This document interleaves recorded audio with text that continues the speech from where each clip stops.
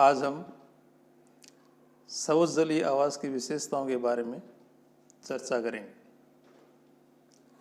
जैसा कि हम जानते हैं,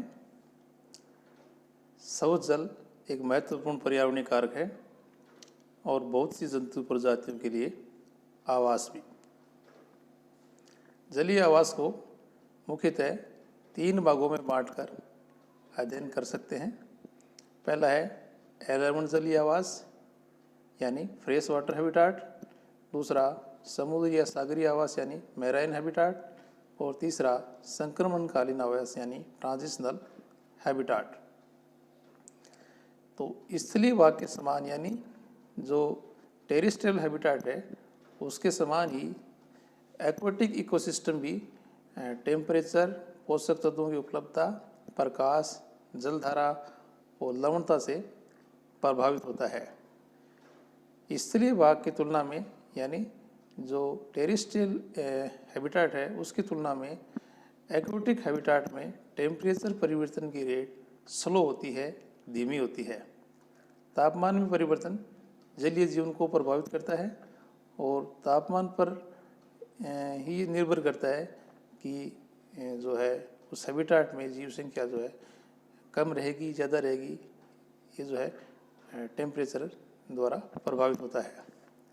तो तापमान की तरह ये पोषक तत्व है, सूर्य का प्रकाश, लवणता, ये सभी जलीय जीवन को प्रभावित करते हैं। क्योंकि अगर मान लो सूर्य का प्रकाश पर्याप्त मात्रा में उपलब्ध है या दिन की अवधि जो है लंबी है, तो उस जल स्रोत में जो है प्रकाश संश्लेषण की रेट जो है ज़्यादा होगी और उससे कार्बनिक पदार्थ भी उसमें ज़्यादा होंगे। इस कारण से जीवों की उपलब्धता भी ज़्यादा होगी। तो कहने का मतलब है कि स्थलीय आवास की समान जो जलीय आवास है उसमें भी तापमान, प्रकाश, लवणता और खाद्य पदार्थों की उपलब्धता, ये सभी कारक प्रभावित करते हैं वहाँ के जीव जात को, फौना फ्लोरा को। तो जलीय आवास की जो अगर गहराई में अगर जो जाते हैं तो ये देखते हैं कि वहाँ पर टेम्परेचर और लाइट जो है वो कम होती जाती है।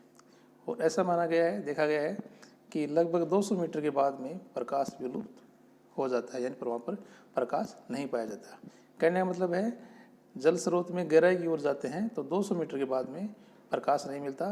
प्रकाश का जो भेदन है वो लगभग 200 मीटर तक ही पाया जाता है और इस कारण से इस प्रकाशित भाग में जो जीव जात ज़्यादा पाए जाएंगे तुलनात्मक रूप से जो 200 मीटर या उससे अधिक का जो गहरा भाग है उसमें।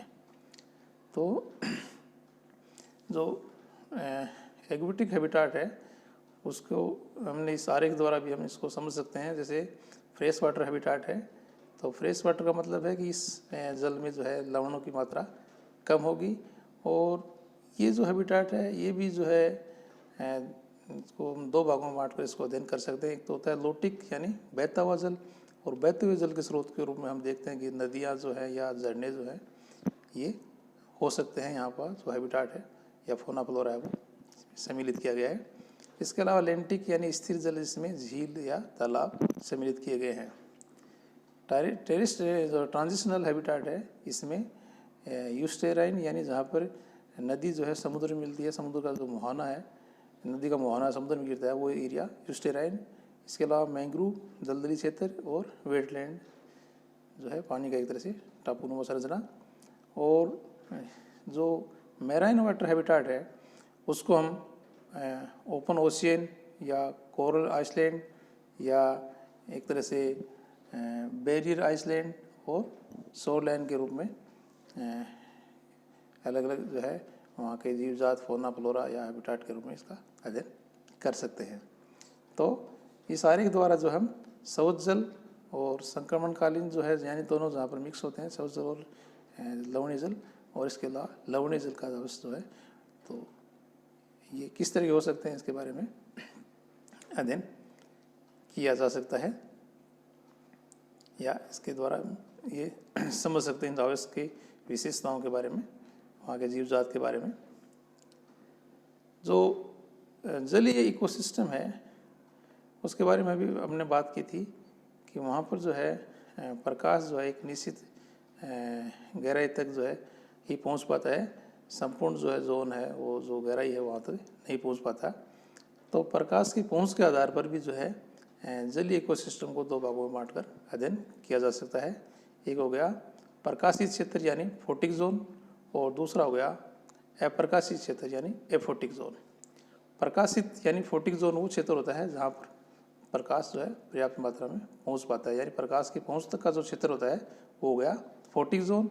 और जो प्रकाश जहाँ तक नहीं पहुँच पाता यानी जहाँ जो अंधकार युक्त भाग होता है जहाँ प्रकाश नहीं होता वो हो गया एफोटिक जोन। तो फोटिक जोन जहाँ पर प्रकाश की विकिरणें पहुँचती हैं, ये जो भाग होता है इस क्षेत्र में प्रकाश संश्लेषण की एक्टिविटीज़ देखने को मिलती हैं। इसके अलावा जो जीवजात वहाँ पर ज़्यादा मिलेगा, और कार्बनिक पदार्थों की उपलब्धता भोज्य पदार्थ भी मिलेगा, इस कारण से जीवजात ज़्यादा मिले। यहाँ पर जो है रेस्पिरेशन की जो रेट है वो भी ज़्यादा मिलेगी। तो कहने का मतलब है ऑक्सीजन बढ़ेगी तो ऑक्सीजन का कंजप्शन भी होगा। और इसी तरह से जो अप्रकाशित क्षेत्र है ये प्रकाशित क्षेत्र के नीचे का भाग होता है, यानी यूँ कह सकते हैं 200 मीटर या उससे ज़्यादा जो गहराई का क्षेत्र है वो एफोटिक जोन होता है। और इस भाग में जो है फोटोसिंथेसिस प्रक्रिया नहीं हो पाती, इस कारण से ऑक्सीजन भी कम मिलेगी और यहाँ पर जो है कार्बनिक पदार्थ जो है उनको भी कम होंगे, इस कारण से जो जीवजात है वो भी कम मिलेंगे। तो जो प्रकाश की पहुँच के आधार पर जो है जलीय इकोसिस्टम को हम फोटिक और एफोटिक दो भागों में बांट सकते हैं। इसके अलावा ये देखने में आया है कि जो जलीय स्रोत है वो अगर मान लो गर्म है तो वहाँ पर जो है ऑक्सीजन जो है कम मिलेगी तुलनात्मक रूप से ठंडे जल स्रोत में। और ये भी देखने को मिलता है कि जो जल में जो है यानी सौच जल में जो है ऑक्सीजन जो है वो लगभग 0.001% होती है, यानी बहुत ही कम मात्रा में होती है। और इस मात्रा की अगर स्थलीय हैबिटेट से अगर तुलना करें तो ये लगभग 150 गुना कम होती है। स्थलीय का मतलब ये है कि जो स्थलीय जो इकोसिस्टम है, चाहे वो फॉरेस्ट हो या कोई मैदानी भाग हो, है ना, तो या कोई डेजर्ट हो, तो उस इकोसिस्टम की तुलना में जो एक्वेटिक इकोसिस्टम है या एक्वेटिक हैबिटेट है वहाँ पर ऑक्सीजन है लगभग 150 गुना कम मिलती है।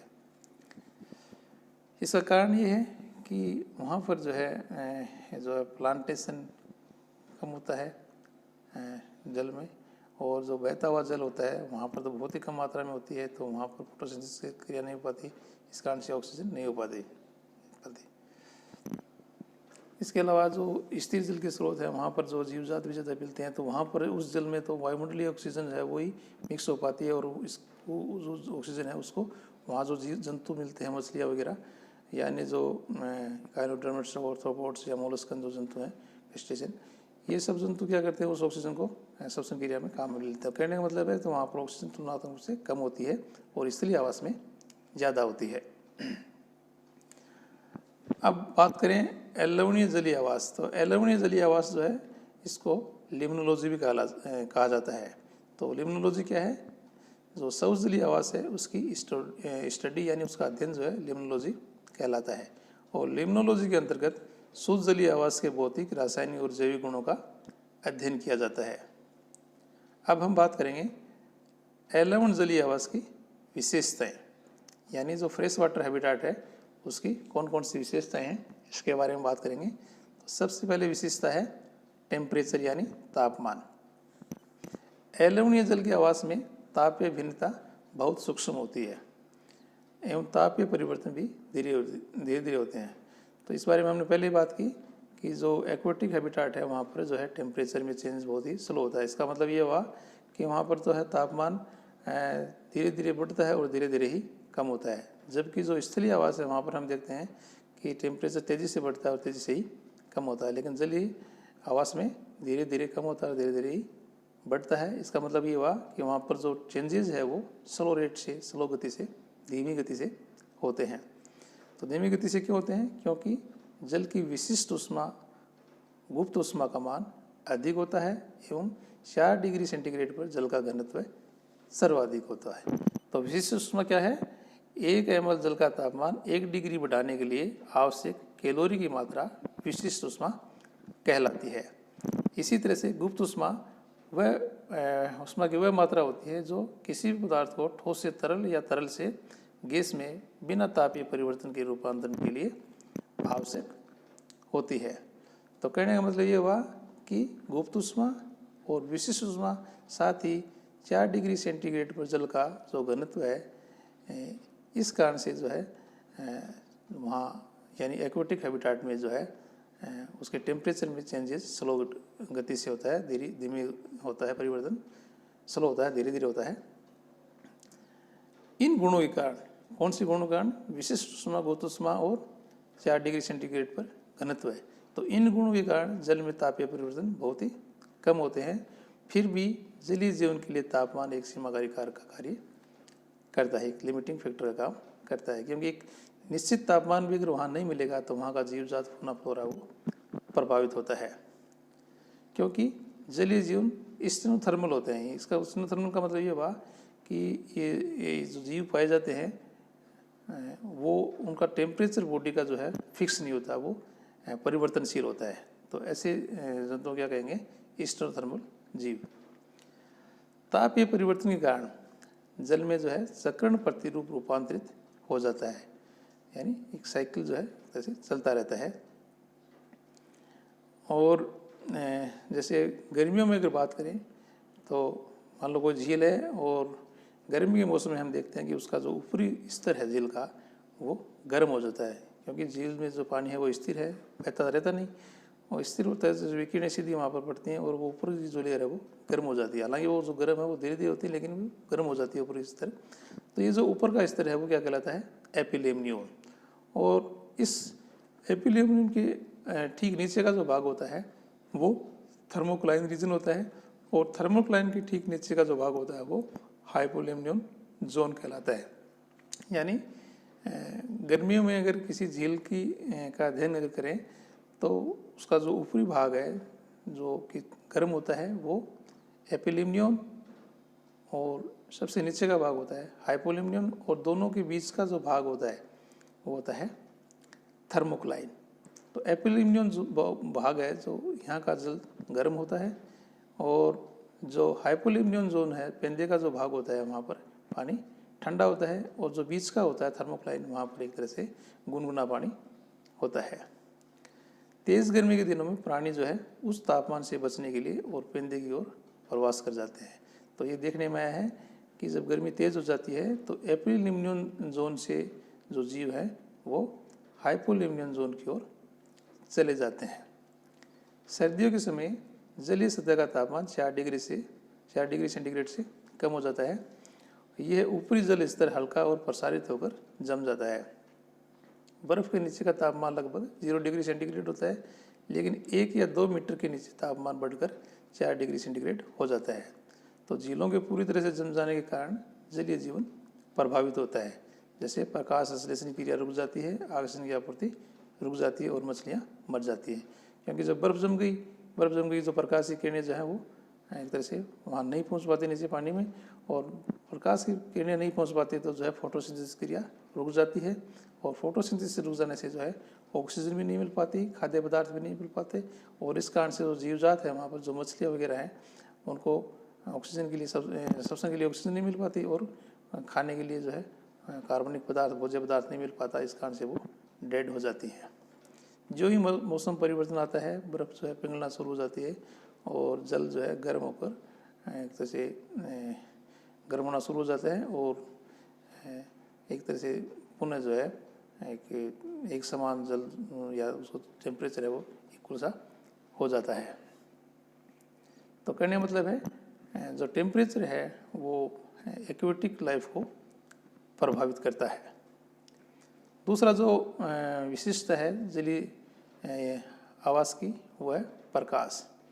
तो जलीय जीवों में प्रकाश और अंधकार में जो है एकांतरण के कारण इनकी जो क्रियाविधि है उसमें एक लयबद्धता पाई जाती है। पादपों में प्रकाश संश्लेषण के अलावा कुछ जलीय जीवों जैसे कि मछलियों में भोजन ग्रहण करने तो प्रकाश की आवश्यकता होती है।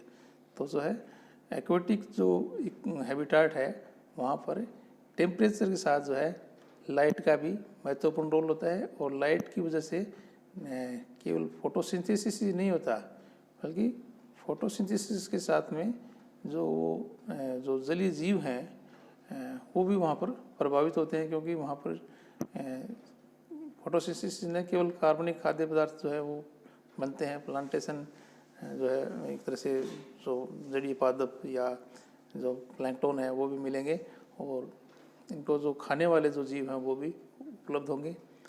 तो अगर प्रकाश नहीं होगा तो ये जीव जात भी वहाँ पर नहीं मिलेंगे, या वो वहाँ से पलायन करेंगे या डेड होंगे। तो एक तरह से जो है वहाँ का जो फौना है और फ्लोरा है वो लाइट से प्रभावित होती है। इसके अलावा हम ये भी देखते हैं कि कुछ जो जीव हैं, जलीय जीव, विशेष तौर से एक्वेटिक जो लाइफ है, वो प्रकाश की तरफ मूव करते हैं, यानी जहाँ तक जिस क्षेत्र में प्रकाश की किरणें पहुँचती हैं वो उस क्षेत्र में ही ज़्यादा रहना पसंद करते हैं। उसका कारण ये होता है कि ऑक्सीजन भी मिलती है और खाद्य पदार्थ भी मिलता है। और कुछ जीव ऐसे भी होते हैं जो पैराबैंगनी किरणों के प्रति जो है सेंसिटिव होते हैं, तो जहाँ तक प्रकाश की किरणें पहुँचती हैं तो उसी क्षेत्र में जो है रहना पसंद करते हैं। ऐसा माना जाता है या माना गया है कि वर्णक का उद्विकास यानी पिगमेंट का एक तरह से ओरिजिन और काइटिन युक्त बाह्य कंकाल तथा इसी तरह की जो अन्य रचनाएं हैं छिछले जलीय क्षेत्र के प्राणी को जो है उत्तरजीविता प्रदान करते हैं, उनको एक तरह से सर्वाइवनेस प्रदान करते हैं, उनको जीवित रहने में मददगार होते हैं। एक जो झील है, मान लो एक छिछली झील में या उसके पेंदे तक जो है प्रकाश उपलब्ध होता है, तो इस कारण से कह सकते हैं कि जो छिछली झील है जिसमें प्रकाश जो है पेंदे तक जा रहा है, वहाँ पर जो है फाइटोप्लैंक्टन और अन्य जो समुद्री पादप है वो तेज़ी से ग्रो करते हैं, और तेज़ी से ग्रो करने से जो है जीवजात भी वहाँ पर अन्य क्षेत्र की बजाय ज़्यादा मिलेगा, क्योंकि जो न केवल ऊपरी भाग में जो एपिलिमिनियन जोन है वहीं पर जो है जीव जो है उपलब्ध हैं, बल्कि जो हाइपोलिमिनियन है वहाँ भी जंतु मिलेंगे, क्योंकि वहाँ पर जो है उनको खाने के लिए फाइटोप्लैंक्टन भी मिलेंगे और जो है अन्य जो कार्बनिक पदार्थ है वो भी मिलेगा। तो ये पादप चारण खाद्य श्रृंखला में सजीवों के लिए एक तरह से महत्वपूर्ण भोजन प्रदान करते हैं या भोजन प्राप्त करने के लिए महत्वपूर्ण होते हैं। बहते हुए जल में धारा प्रवाह के कारण पादप और प्लैंकटन की संख्या बहुत ही कम होती है। तो ये भी हम देखते हैं कि एक्वेटिक लाइफ तो है, लेकिन एक्वेटिक लाइफ में भी जो है जो जीवजात है या जो प्लैंकटन या फाइटोप्लैंक्टन है वो स्थिर जल में ज़्यादा मिलेंगे, झील में तालाब में ज़्यादा मिलेंगे। जो बहती हुई नदी है उसमें इनकी संख्या कम होगी, क्योंकि ये जल के साथ लगातार बहते रहेंगे तो फोटोसिंथेसिस क्रिया प्रभावित होगी, और साथ में जो है वो जीवजात भी वहाँ से एक जगह स्थिर नहीं रह पाएगा, वो भी मूव करता रहता है। तो इस कारण से बहते हुए जल में जो जलधारा के साथ जो है पादप और जो प्लैंकटन है वो कम मिलेंगे, वो स्थिर नहीं रहते, वो एक स्थान से दूसरे स्थान की ओर मूव करते रहते हैं। इसी के साथ ही प्रकाश के कारण कुछ जलीय जीवों में दैनिक आवर्तता भी नियंत्रित होती है, यानी जो डायर्नल एक्टिविटीज़ हैं उसकी वो भी जो है एक तरह से लाइट से प्रभावित होती हैं। अब हम बात करेंगे मलिनता यानी टर्बिडिटी के बारे में। तो हम ये देखते हैं कि जो साल्टी जो पानी है, जो हैबिटाट है या लवणता जहाँ ज़्यादा है समुद्रों में, तो वहाँ पर जो है प्रकाश का जो भेदन है वो कम होता है तुलनात्मक रूप से किसी नदी या झील के, क्योंकि नदी और झील में जो है टर्बिडिटी कम होती है। तो टर्बिडिटी कम होने से जो है सूर्य की विकिरणें जो है वो काफ़ी गहराई तक पहुँच पाती हैं और वहाँ तक जो है जीव जात मिल जाते हैं। तो यदि मलिनता यानी टर्बिडिटी मिट्टी की कण के कारण है तो ये सीमाकारी कार्य का कार्य करती है। तो इसके कारण जो प्रकाश संश्लेषण की रेट कम हो जाती है और प्राणियों की गिल्स जो हैं वो भी अवरुद्ध हो जाते हैं। गिल्स अवरुद्ध का मतलब श्वसन क्रिया प्रभावित होती है और उनकी डेथ रेट बढ़ जाती है। तो कहने का मतलब है कि जो है एक्वेटिक हैबिटाट की अगर बात करें, विशेष तौर से फ्रेश वाटर हैबिटाट की अगर बात करें, तो वहाँ पर जो है टर्बिडिटी जो है उस महत्वपूर्ण एक कारक है। और टर्बिडिटी अगर कम होगी तो जीव जात ज़्यादा मिलेगा, और टर्बिडिटी ज़्यादा होगी तो वहाँ पर जो है प्रकाश की विकिरण नहीं पहुँच पाती, फोटोसिंथेसिस क्रिया भी कम हो पाएगी और जीव जात भी कम होंगे। और जीव जात होंगे तो उनको पर्याप्त मात्रा में खाद्य और ऑक्सीजन नहीं मिल पाएगी, तो वो एक तरह से उनकी मृत्यु रेट भी ज़्यादा रहेगी। अगला महत्वपूर्ण जो विशिष्टता है वो है वायु एवं धारा, यानी झीलों के लिए वायु एक महत्वपूर्ण पर्यावरणीय कारक है, क्योंकि वायु प्रवाह के कारण जो है जल धारा उत्पन्न होती है। तो वायु प्रवाह के मुख्य प्रभाव और जल वास्तु की सतह पर निर्भर करता है। तो जल धारा के द्वारा गैस, लवण और छोटे जीव का वितरण प्रभावित होता है। ये पहले हमने बात की कि जो जल स्रोत है, सब जल का जो स्रोत है, तो वो अगर लोटिक है, यानी नदी या कोई झरना है, तो ऐसे स्रोत में लगातार जल का बहाव होता रहता है। इस कारण से वहाँ पर किसी पर्टिकुलर इस क्षेत्र में या जगह पर गैस और साल्ट और इसके अलावा जो छोटे प्लैंकटन है, जैसे जू प्लैंकटन हो या फाइटोप्लैंकटन, इनका वितरण जो है वो प्रभावित होता है, क्योंकि वो स्थिर नहीं रहते, वो लगातार जो है मूव करते रहते हैं, एक स्थान से दूसरे स्थान की उनका पलायन चलता रहता है। तो इस कारण से जो है जल धारा के साथ जीव भी चले जाते हैं, लवण जो है वो भी बहकर चले जाते हैं, और गैस की जो मात्रा है वो भी चली जाती है। तो न तो गैस स्थिर होती है वहाँ पर, और न ही जीवजात होता, और न ही जो है साल्ट जो है फिक्स होता। कहने का मतलब है जल धारा जो है जीवों के वितरण को प्रभावित करता है। अगली विशिष्टता है ऑक्सीजन। तो जैविक क्रियाओं के लिए ऑक्सीजन महत्वपूर्ण घटक है। ऑक्सीजन जल में गुलित रूप से एक तरह से उपस्थित होती है, और झीलों में ऑक्सीजन का वितरण एक तरह से थर्मोक्लाइन रीजन की उपस्थिति या अनुपस्थिति, वनस्पति की मात्रा और जो फेंदे में जो कार्बनिक पदार्थ की प्रकृति पर निर्भर करता है। तो कहने का मतलब है कि जो ऑक्सीजन है वो जो है एक तरह से चाहे एक्वेटिक हो या टेरेस्ट्रियल किसी प्रकार का आवास हो, तो उसके लिए एक महत्वपूर्ण पर्यावरण कारक है, और ऑक्सीजन की उपलब्धता पर जीव जात की उत्तरजीविता निर्भर करती है। तो अगर जलीय एक्वेटिक हैबिटाट की अगर बात करें, एक्वेटिक हैबिटाट की अगर बात करते हैं, तो हम ये देखते हैं कि वहाँ पर जो है ऑक्सीजन पर्याप्त मात्रा में है कि नहीं। ऑक्सीजन की मात्रा कब होगी, जब उसमें जो है फाइटोप्लैंकटन की मात्रा ज़्यादा होगी, या जो जड़ युक्त पादप हैं वो ज़्यादा होंगे। तो कहने का मतलब फोटोसिंथेसिस क्रिया ज़्यादा होगी, तो फोटोसिंथेसिस है वहाँ पर ऑक्सीजन की पर्याप्त मात्रा मिलेगी।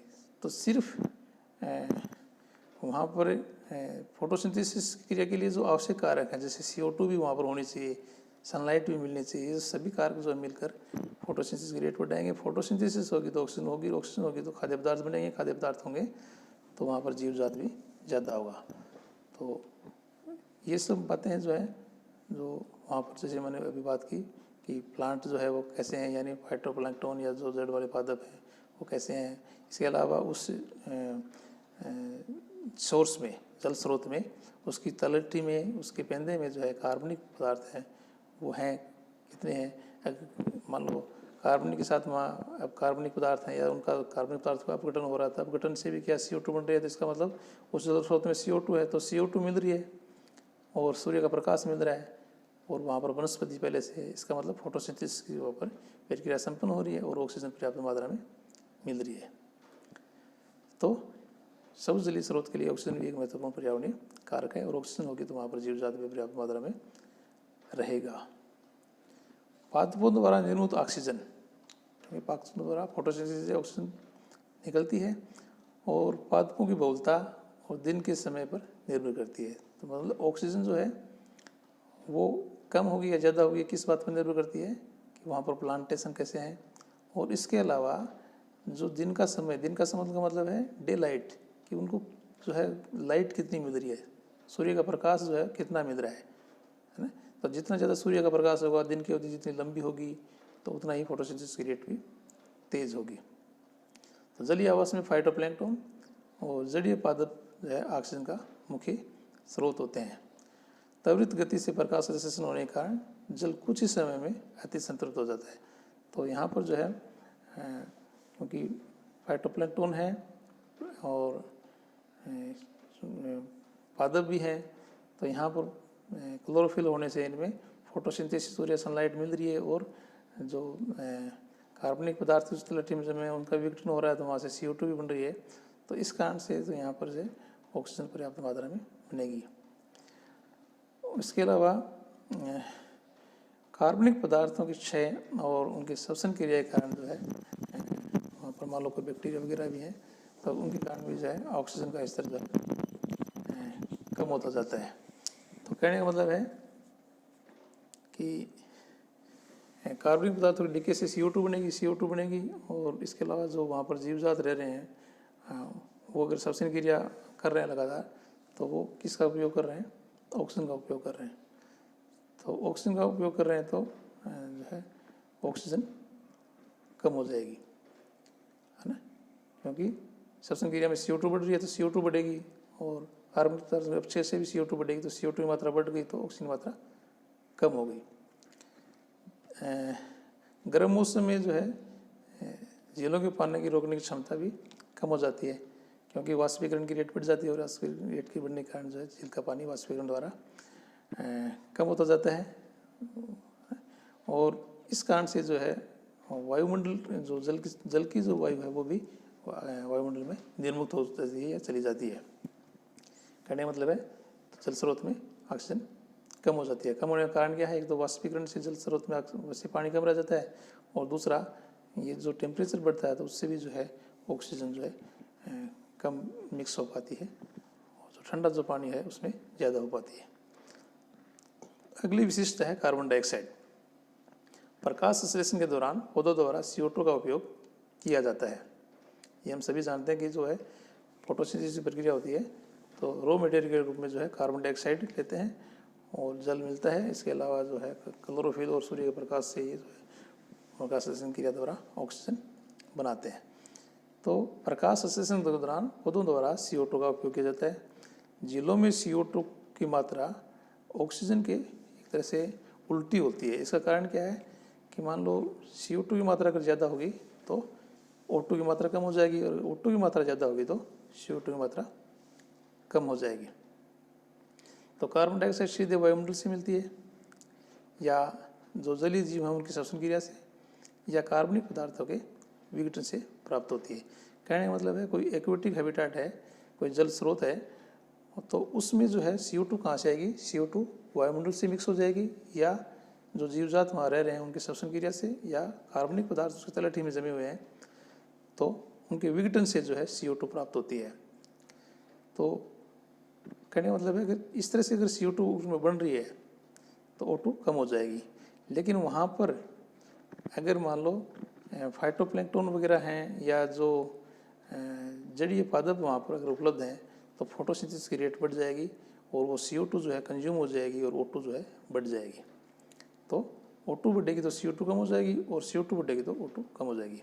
तो ऑक्सीजन और कार्बन डाइऑक्साइड की मात्रा जो है जीव के वितरण को प्रभावित करती है।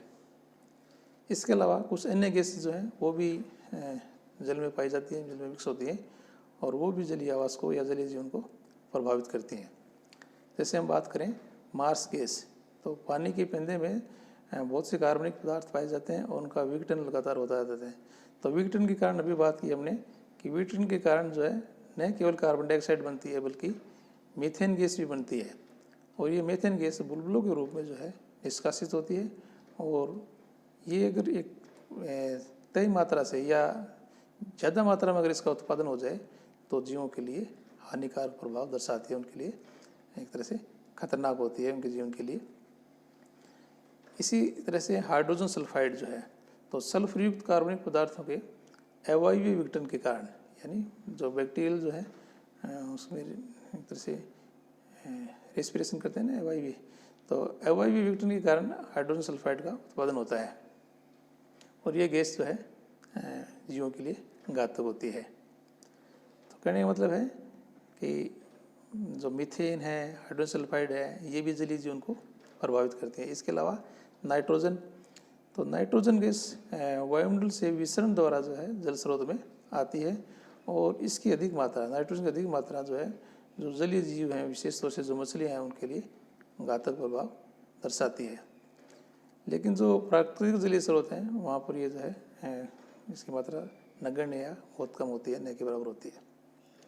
इसके अलावा अमोनिया तो कार्बनिक पदार्थों के विघटन के कारण इसका निर्माण होता है। यानी कहने का मतलब है कार्बनिक पदार्थ के विघटन के कारण न केवल कार्बन डाइऑक्साइड का होता है बल्कि मीथेन, अमोनिया और ये सब गैसें हैं, हाइड्रोजन सल्फाइड वगैरह, इनका भी उत्पादन होता है, निर्माण होता है। और इस कारण से जो है ये सभी गैसें जो है जलीय जीवन के लिए एक तय मात्रा से अगर ज़्यादा हो जाती हैं तो जलीय जीवन के लिए घातक होती हैं, उनको जल को विषाक्त बना देती हैं और वहाँ जो जीव जाता है वो डेथ हो जाता है, वो मर जाता है, उनके लिए नुकसानदायक होती हैं। अब हम बात करेंगे जलीय जो इकोसिस्टम है उसको हम जो है मोटे तौर पर 2 भागों में बांटकर अध्ययन कर सकते हैं। और इसके बारे में हमने सामान्य चर्चा पहले की है कि एक तो हो गया कि बहता हुआ जल यानी लोटिक, और दूसरा लेंटिक हैबिटाट। तो लोटिक हैबिटाट में जो नदी है, कोई नाला है, कोई झरना है, इस तरह के जो जल स्रोत हैं उनका जो जीव जात, उनकी जो विशिष्टताएं हैं उनका अध्ययन किया जाता है। और जो स्थिर जलीय जो आवास है, जो लेंटिक हैबिटाट है, उसके अंदर झील, तालाब, पोखर, कुंड इत्यादि जो हैबिटाट है, आवास है, उनके जीवजात और उनकी विशेषताओं का अध्ययन किया जाता है। तो हम अगले वीडियो में जो है लेंटिक और लोटिक हैबिटाट के बारे में चर्चा करेंगे। आज इतना ही। Thank you.